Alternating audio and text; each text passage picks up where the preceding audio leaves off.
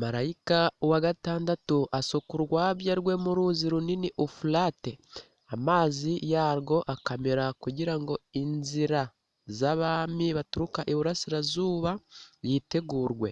Nuko mbona mu kanwa ka cya kiyoka no mu kanwa ka ya nyamaswa no mu kanwa ka wa muhanuzi w'ibinyoma havamo imyuka itatu mibi isa n'ibikeri, kuko ariyo myuka y'abadayimoni ikora ibitangaza, igasanga abami bo mu isi ngo ibahururize kujya mu ntambara yo ku munsi ukomeye w'Imana ishobora byose.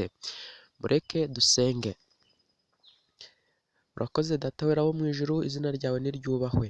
Ubanye natwe kandi uracyakomeje kuturinda muri ibi bihe bibi tugezemo, rero ntudusige twenyine kuko ntacyo twakwishoboza. Uduhe kunesha uru rugamba nk'uko warunesheje uri mu butayu, Satani ukamwirukana ukamutsinda, natwe uduhe kumutsinda no kumwirukana mu byacu byose, maze udutegurire kuzataha muri Yerusalemu nshya. Turagushimye kandi icyubahiro kibi cyawe ubu n'iteka ryose. Amena.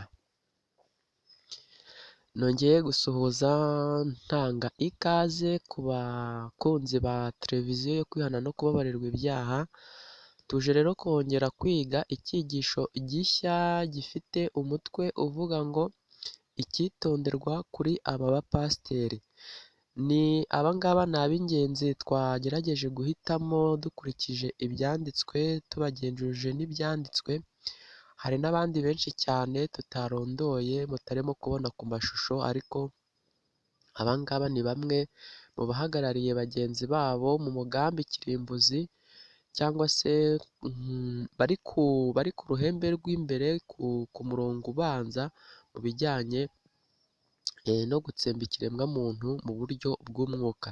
Ingabo zidasanzwe za Satani mu gihugu cy'u Rwanda mu bijyanye no gusenya umurimo w'Imana cyangwa se iyobokamana rya gikristo. Aba bapasiteri mwitegereje ahangaha cyangwa se murimo kureba, abangaba ni abapasiteri bari gukora mu buryo bw'ibanga, ariko abantu kuko badashaka kubimenya, kuko badashaka no kubyitegereza ibintu birimo kuba.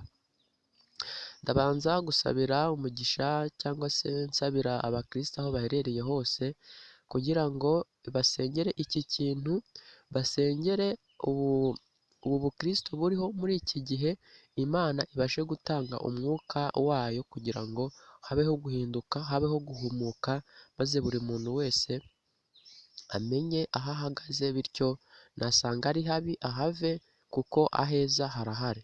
Rero bano bapasiteri murimo kureba n'abandi mugenda mubona hirya no hino, nta kindi bashinzwe usibye kugira ute, usibye gukuraho, usibye gusenya umurimo w'Imana mu Rwanda ndetse no hanze yarwo.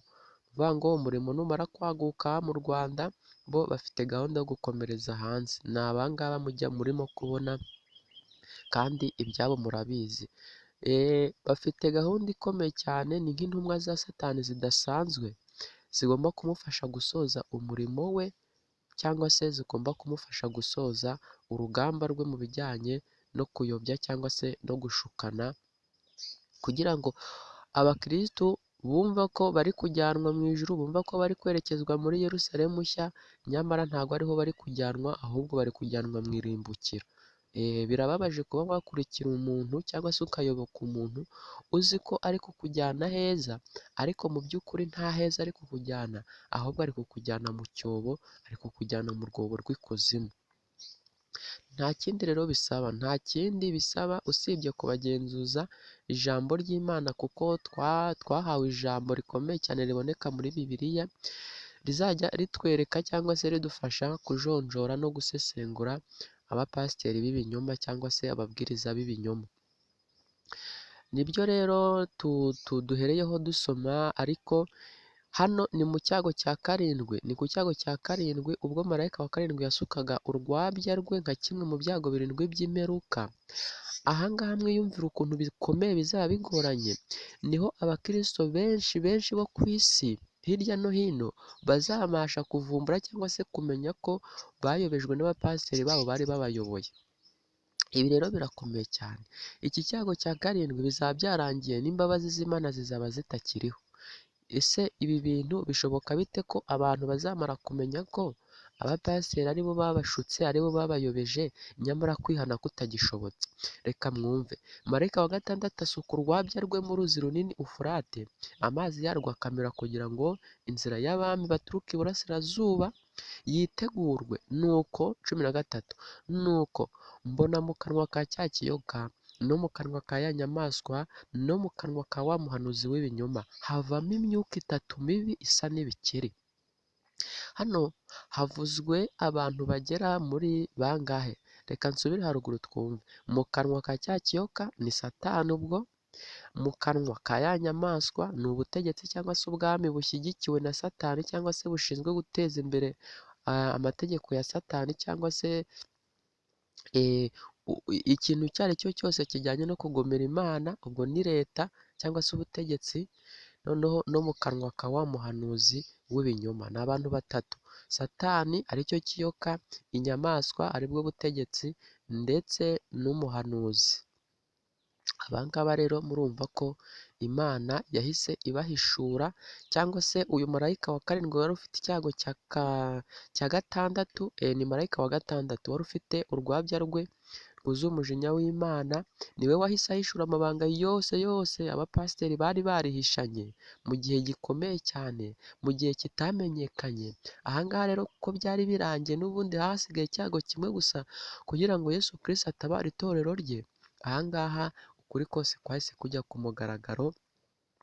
Nta kundi rero abakristo bari kubigenza, ahubwo umujinya warabishe, babura aho bakwirwa, basanga abapasiteri babo bati mutubwire kuki mwatuyobeje, kuki mwanze kutubwira ko ibyo muri kutwigisha ari ibinyoma, kuki mwanze kutubwira ko turi kuramya Satani.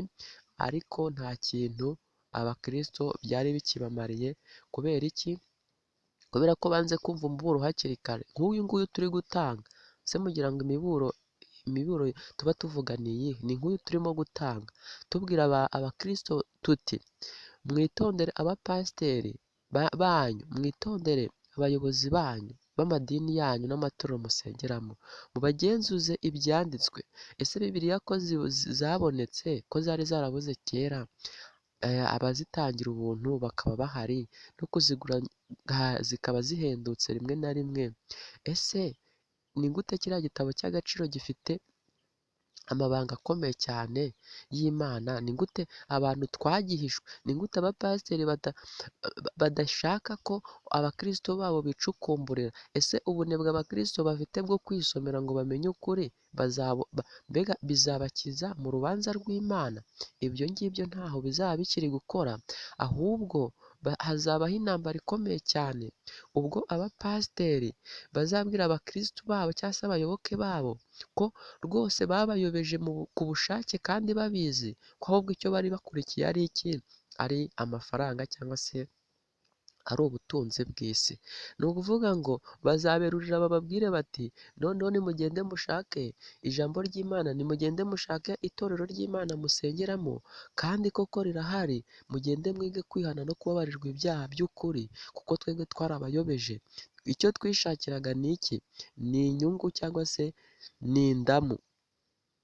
Rero uyu marayika wa gatandatu yakoze ikintu gikomeye cyane, ubwo inzoka ubwayo Satani yeruraga akavuga ko yayobeje isi ari we, kandi koko mu by'ukuri uwiyambitse ishusho y'umuntu yarangiza agashyiraho amategeko isi igomba kugenderaho, we azabyiyerurira ubwo azaba ari gukora cya gitangaza giheruka abona ko itorero ry'Imana atakirishoboye.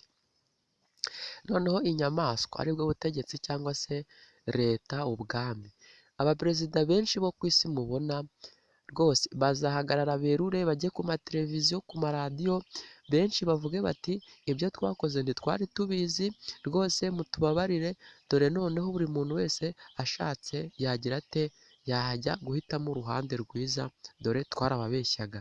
Ibi bintu ni ibintu bikomeye cyane, ntago rero bizaba bigifitiye umumaro umukristo wese wayobye. Dore igihe ni iki ngiki. Noneho uyu wa gatatu n'umuhanuzi we twabibabwiye ko we azaza agaragaza cyangwa se yerura abwira abantu ko yabashutse, kandi ko nta kindi yabakorera usibye kubarekura yarangiza akabahereza uburenganzira bwo kujya aho bumva hababereye. Ubu ngubu pasiteri biragoye ko yavuga ati ngewe urusengero rwanjye ndarukinze nayobeje abantu, cyangwa se mwa bantu mwe nanjye ibyo nigisha simbizi simbisobanukiwe nishakiraga amafaranga, buri muntu wese agende yihigire agakiza ke. Ubu ngubu pasiteri nta mupasiteri ibyo wabikora, ahubwo aramara iminota amasaha atabarika ku ruhimbi, muzabacunge. Ese ni gute pasiteri ashobora kumara isaha yose ari kubwiriza, ugasanga igihe kirekire agifashe ari guca imigani, igihe kirekire agifashe wagira ngo ari gukina komedi imbere y'abakirisito, wagira ngo ari gukina ikinamico, wagira ngo yibereye muri filime. Ese biriya bintu, biriya bitekerezo by'ibihimbano bivuye mu mutwe, biriya bintu bizafasha umukristo kugera kuri Kristo? Bizafasha umukristo kugera ku kwihana nyakuri Imana ishaka? Ni gute pasiteri ashobora kumara amasaha abiri ari kubwiriza akarangiza nta hantu avuze ngo abakristo ndabasaba kwihana, ndabasaba kureka ibi byaha kuko bimaze kugwira muri iri torero? Ugasanga pasiteri arimo arabwiriza imbere yo muri santimetero zitarenze 50 cyangwa 40. Hari abantu basa nkaho baje mu materaniro ariko bagira ngo ntibambaye. Ubwo namwe murabyumva, imyambarire arimo arayitegereza imbere ye ariko nta kintu yavuga. Arimo arayitegereza ababyeyi batambaye nk'uko Imana yabishatse cyangwa se ibitegeka, ariko ntacyo pasiteri aravuga. Pasiteri arimo arikinira komedi. Ugasanga yicaye abakobwa, inkumi, abasore imbere ye bambaye amapantaro y'ibishanyagure yacikaguritse mu mavi, ugasanga abakobwa bambaye amajipo ameze nk'imikandara, ariko pasiteri arimo aramutambuka imbere, arimo ari kwikinira filime, arimo yibereye kuri kamera, arimo ari kwitunganyiriza ibyo ari buze gucuruza. Mu kanya arabishyira ku ikoranabuhanga yinjiza amafaranga, dore ko abapasiteri benshi ubu ngubu basigaye bafite amateleviziyo akora kuri interinete, bayitiriye ngo ni amatorero yabo cyangwa se ni televiziyo y'urusengero, ariko ibyo byose turabizi ko ari ugucuruza cyangwa se gucuruza ubwoko bw'Imana. Ibi bintu iyo mubyitegereje mubona bizahesha abantu agakiza cyangwa se biri kubajyana ku kurimbuka? Buri muntu wese aba ahawe umuburo kugira ngo aho ari hose urumva kino cyigisho wese asuzume amenye ngo niba koko ndi gushaka ijuru nkwiriye kugenda gutya, niba se koko mba naje mu buryo bwo kuruhuka, bwo kwinezeza, nabwo menya ko ibihembo byawe birahari kuko uri gukorera agize ate arazwi. Rero biragoye kandi biranakomeye. Aba bantu bakora mu buryo bw'ibanga, aba bapasiteri benshi mubona bakora mu buryo bw'ibanga. Baragenda Satani akababwira ati mugende muyobye abantu cyangwa se muyobye itorero, muyobye abakristo, mujye mugenda muvuge mwifashishije izina rya Yesu, ariko ikintu kijyanye no kubabwira icyaha mu izina ryacyo, ikintu kijyanye no kubabwira kwihana, nimurangiza mugire mute? Mugihungire kure. Mugende mwifashishe ibitekerezo by'ibihimbano, mwifashishije imigani, mwifashishe utundi dutekerezo turyoheye amatwi, kugeza ubwo isaha yo kurimbuka izaza itunguranye abakristo batazi ibyabaye. Ibi ni ibintu bikorerwa mu ibanga, keretse abantu bafite umwuka w'Imana basenga kandi bahora bafite inzara n'inyota yo kumenya ijambo ry'Imana, yo kumenya icyo Imana igize ite, yo kumenya icyo Imana idushakaho, yo kumenya igitumye Imana ikizigamye igifashe imiyaga, ya miyaga ine twasomye iri mu mfuruka enye z'isi, igomba kuzarekurirwa icyarimwe isi yose ikanyeganyega. Satani rero arabizi, agomba gukora uko ashoboye kose agakerereza umuntu wese utuye mu isi kumenya ukuri, kumenya inzira ijyanye n'iki? No kwihana, kumenya inzira ijyanye n'icyo umuntu yakora kugira ngo Imana itwemere. Ku murongo wa 14 reka twumve, kuko ariyo myuka y'abadayimoni ikora ibitangaza igasanga abami bo mu isi yose ngo ibahururize kujya mu ntambara yo ku munsi ukomeye w'Imana ishobora byose. Dore ndaza vuba nk'umujura. Hahirwa uba maso akarinda imyenda ye kugira ngo atagenda yambaye ubusa, bakareba isoni z'ubwambure bwe. ibateraniriza ahantu hamwe hitwa, mu ruheburayo hitwa ngo Harimagedoni. Murabona ko hasa nk'aho harimo amagambo abiri, hari irindi magedoni. Hari ni muri za ndimi za kera, hari bisobanuye umusozi, noneho Magedoni ni ahantu hitwa gutyo, ku musozi w'i Magedoni. Ibi ngibi dushobora kuzabisobanura neza nimara gukora ubushakashatsi bujyanye n'iyi ntambara y'ihari Magedoni, kuko aha ni ahantu aba bami bazahurira, ariko bafite umugambi umwe wo kwiga cyangwa se wo gufata umwanzuro w'uko batsemba ubwoko bw'Imana buzaba bwaranze kuramya inyamaswa n'igishushanyo cyayo. Mu magambo make, ni abana b'Imana bazaba baranze kuruhuka icyumweru cyangwa se isabato y'igihimbano, bakomeye kandi bahagaze bashikamye ku mategeko 10 y'Imana, harimo n'itegeko rya 4 rya sabato, ubwo isi izaba yamaze kurirwanya cyangwa se yarikuyeho. Rero aha hantu bazahahurira abami bo mu isi, ingabo zikomeye, baje gufata, bari mu nama y'uko batsemba aba bantu banze kumvira ububasha bwa Satani, ariko bazaba bageze ku isaha ya nyuma yo kurimbuka, kuko ntabwo imyanzuro bazafata izagerwaho, kuko itorero ry'Imana rizahita rigira rite, rizahita ritabarwa. Yesu Kristo azahita ritabara. Ni iby'agaciro rero kumenya ibi ngibi, kuko bigenda bifasha umukristo wese, cyabikoze babandi bo badafite bibareba, badabasi bindeba, abo ngabo bo n'ubundi Yesu Kristo kuri bo azaza nk'umujura, kandi azasanga bambaye ubusa. Mu gihe cyo gushaka ibyo bambara ntabwo bizaba bigikunze, ahubwo Yesu Kristo azabatungura. Niyo mpamvu rero twebwe tudakwiriye kujya muri uwo mugabane w'abitwa ko bashobora kuzatungurwa, ahubwo twebwe tugomba kumva imiburo igenda itambuka ku bw'ijambo ry'Imana, bityo tukirinda biriya bintu bijyanye no kuzatungurwa. Reka dusome isomo riboneka muri Yohani, ni urwa mbere rwa Yohani ibice 2 umurongo waho wa 15. Baranditse ngo ntimugakunde iby'isi cyangwa ibiri mu isi.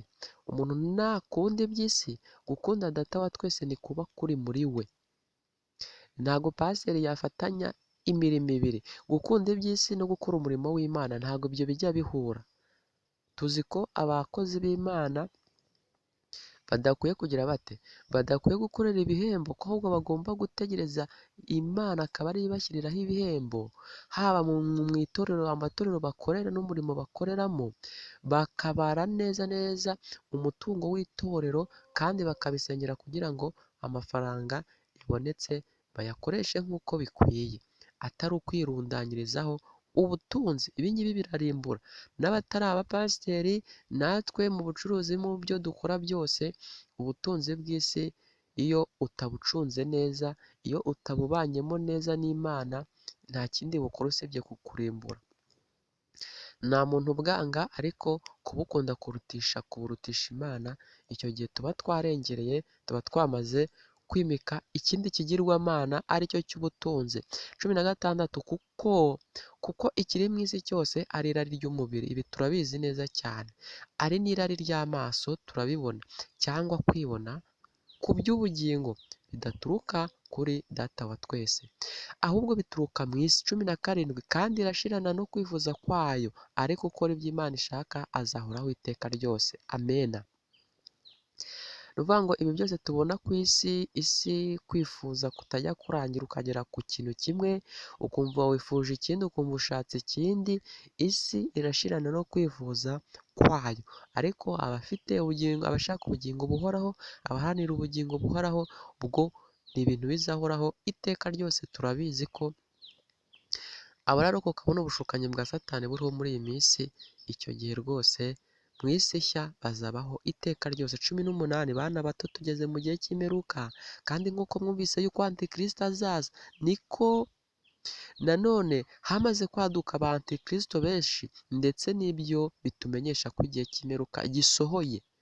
ni ukuvuga ngo aba bapasiteri batumwe na Satani, ingabo zidasanzwe za Satani zaje kuyobya abantu, zitwikiriye ijambo ry'Imana, zitwikiriye uruhu rw'intama ariko imbere ari impyisi, ari amasega. Iki ni kimwe mu bimenyetso bitwereka ko Yesu Kristo agize ate? Agiye kugaruka, kuko mbere y'uko Yesu Kristo agaruka hagomba kubaho kwigaragaza imbaraga ikomeye ya Satani nka Antikristo, yarangiza kuyobya, noneho Yesu Kristo nawe akaza agira ate? Akaza atabara itorero rye, atabara abihanganiye ubu bushukanyi bwa Satani. 19 abo bavuye muri twe, si mubyumva se? Ni kwa kundi umuntu mushobora kuba muhuje kwizera, musengera mu rusengero rumwe, mu itorero rimwe, mwapfa amaturo, mwapfa akantu gatoya kutumvikana ku bijyanye n'ijambo ry'Imana, agahita avuga ati njyewe ndagiye, ngiye gushinga urwanjye, ngiye gushinga itorero ryanjye, ntago naba nkibashije kubana namwe mu gihe cyose amafaranga ntayafiteho uruhare. Bapfuye iby'isi ariko ntibapfuye Kristo. Ibi ngibi turabizi ko abarwanya Imana, abarwanya ububasha bw'Imana, n'ubundi abenshi bahoze barigishijwe cyangwa se bari mu mugabane mwiza wo kumvira Imana. Abo bavuye muri twe turabizi, icyakora ntibari abacu by'ukuri, kubera ko bari bameze cyangwa se bateye intambwe nk'iyo Yuda yateye. Yuda yabanye n'intumwa 12, abana n'Imana Yesu Kristo, ariko birangira aje kugira ate? Yitandukanya nabo. Nyamara yari umwe muri bo, kuko iyo baba bacu baba baragumanye natwe nibyo, ariko icyatumye biba bityo ni ukugira ngo bagaragare ko atari abacu rwose, ni ukugira ngo Satani cyangwa se itorero ry'Imana ritandukane n'itorero rya Satani, ukuri n'ikinyoma bitandukane. Niyo mpamvu rero ibi bigomba kubaho. 20 nyamara mwebweho mwasizwe n'Umwuka Wera kandi muzi byose. Simbandikiriye ko mutazi ukuri, ahubwo ni uko mukuzi, kandi kuko ari nta binyoma biva mu kuri. Mbese umunyabinyoma ni nde? Keretse uhakana ko Yesu atari Kristo, uhakana ko Data wa twese n'Umwana we, uhakana Data wa twese n'Umwana we ni we Antikristo. Hari abantu tutajya tujya impaka, hari abantu bemera ko Yesu Kristo ari intumwa y'Imana ariko atari umwana w'Imana. Abo ngabo nta kujya impaka, ni abakozi ba Satani, bakwiriye kwihana bakemera ko Yesu Kristo ari we tuboneramo ubugingo twese, ariho tuzabonera agakiza, bityo tukakirwa cyangwa se tukajya mu mugabane mwiza. Abo ngabo nta bandi, ni Abasilamu. Mumenye neza neza ko aho muri hose, mumenye ko musenga Satani ku mugaragaro rwose, ko mukwiriye kwihana.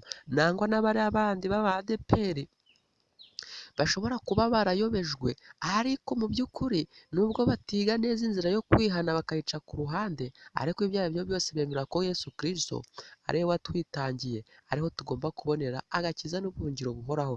Isaha n'isaha bo Kristo yabihishurira. Ariko mu gihe utaremera Imana, utaremera Yesu Kristo nk'umwana w'Imana, uracyari kure cyane, urakeneye gusenga kugira ngo Yesu Kristo akwishurire. Ariko umurimo uragenda ukorwa hirya no hino, muzajya mubibona, aho benshi bihana, ugasanga uwari umubishopu, wari umushehe, ugasanga agize atya amenye Yesu Kristo, agatangira umurimo ukomeye cyane wo kubwiriza ubutumwa bwiza, yarangiza Imana igahabwa icyubahiro, yarangiza Imana ikagira ite? Ikamukuza kandi ikamwigisha ijambo ryayo. Niyo mpamvu rero twe twamenye Kristo tugomba kubibwira abandi, kugira ngo natwe aho twaboneye intsinzi abandi nabo bayihabonere, kugira ngo aho turi ku rugamba turwana, kuko turacyari ku isi, ntabwo turanesha, urugamba rurajya mbere kandi rurushaho gukomera, kandi nako tugomba kugera ku ntsinzi. Tugomba kubwira abandi nabo bakajya ku ntambara, kuko hari abantu bumva ko bashobora kuba bizeye Yesu Kristo, ariko nyamara urugamba badashobora kugira bate? Kuruhagararaho, ari basi ibindeba ku bijyanye n'intambara. Ntabwo umukristo agomba kurambika byose ngo agumye kwitwa umukristo, ahubwo aba ari ingabo yatsinzwe, kuko ingabo iri ku rugamba igomba guhora yiteguye buri kimwe cyose.